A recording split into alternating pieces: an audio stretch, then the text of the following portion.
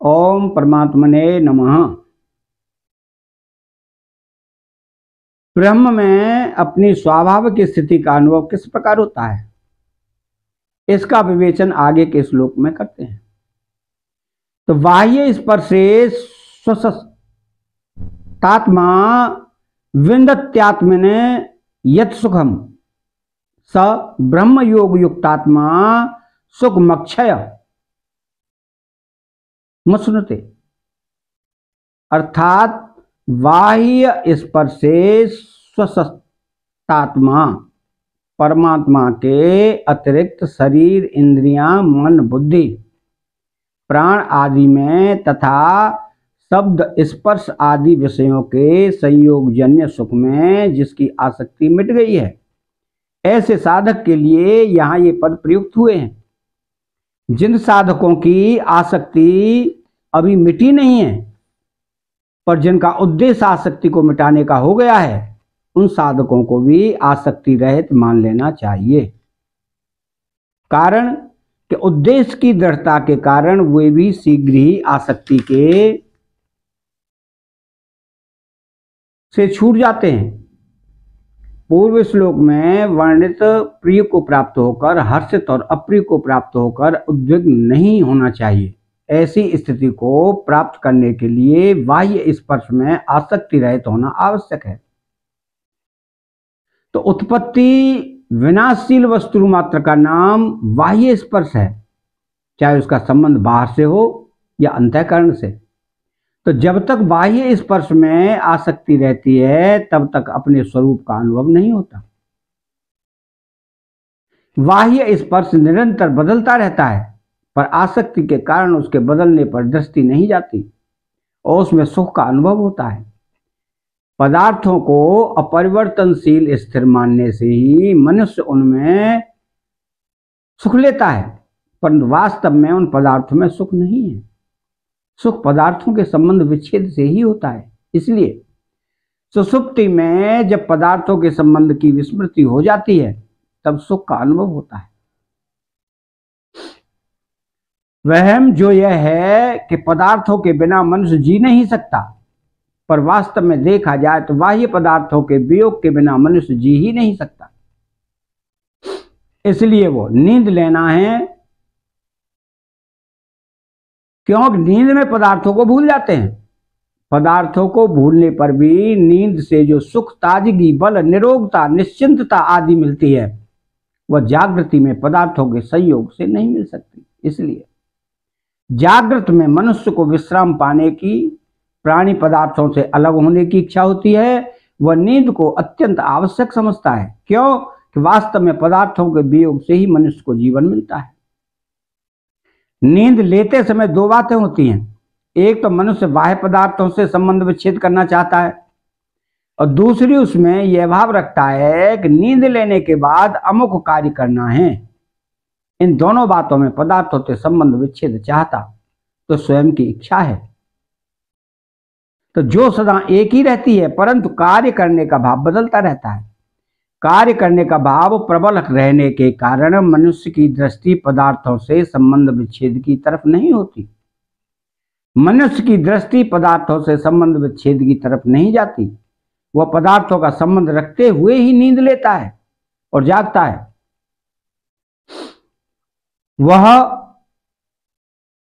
यह बड़े आश्चर्य की बात है कि संबंध ही तो नहीं रहता पर संबंध रह जाता है। इसका कारण यह है कि स्वयं अविनाशी चेतन जिस संबंध को अपने में मान लेता है वह मिटता नहीं। इस माने हुए संबंध को मिटाने का उपाय है अपने में संबंध को न माने। कारण कि प्राणी पदार्थों से संबंध वास्तव में है नहीं, केवल माना हुआ है। तो मानी हुई बात न मानने पर टिक नहीं सकती और मान्यता को पकड़े रहने पर किसी अन्य साधन से मिट नहीं सकती। इसलिए माने हुए संबंध की मान्यता को वर्तमान में ही मिटा देना चाहिए, फिर मुक्ति स्वतः सिद्ध है। तो बाह्य पदार्थों का संबंध अवास्तविक है पर परमात्मा के साथ हमारा संबंध वास्तविक है। मनुष्य सुख की इच्छा से बाह्य पदार्थों के साथ अपना संबंध मान लेता है पर परिणाम में उसे दुख ही दुख प्राप्त होता है। तो इस प्रकार अनुभव करने से बाह्य पदार्थों की आसक्ति मिट जाती है।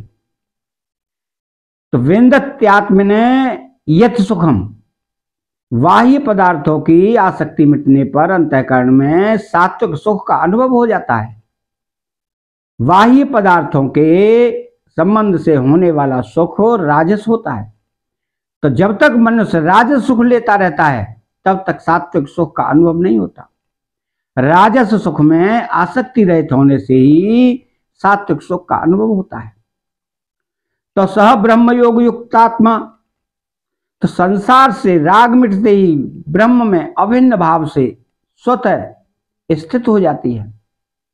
तो जैसे अंधकार का नाश होना और प्रकाश होना दोनों एक साथ ही होते हैं, फिर भी पहले अंधकार का नाश होना और फिर प्रकाश होना माना जाता है, ऐसे ही राग का मिटना और ब्रह्म में स्थित होना दोनों एक साथ होने पर भी पहले राग का नाश बाह्य स्पर्श से